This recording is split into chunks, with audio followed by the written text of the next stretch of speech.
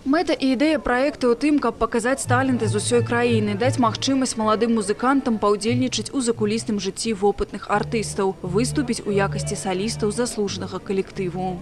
Участники этого проекта, то, что они музыкальное будущее страны, не приходится сомневаться ни на минуту, потому что в столь юном возрасте, учась в детской школе искусств, они уже являются стипендиатами фонда по поддержке талантливой молодежи, лауреатами республиканского конкурса, лауреатами международных конкурсов. Они себя уже проявили. Адкрыў фінальную частку гала-канцэрту ў якасці саліста-скрыпача Яфім Падаляк, навучэнец дзіцячай музычнай школы нумар 15 горада Мінска. Кампазіцыі, інтрадукцыя і паланез. Для кожнага з удзельнікаў аркестр падрыхтаваў спецыяльныя аранжыроўкі.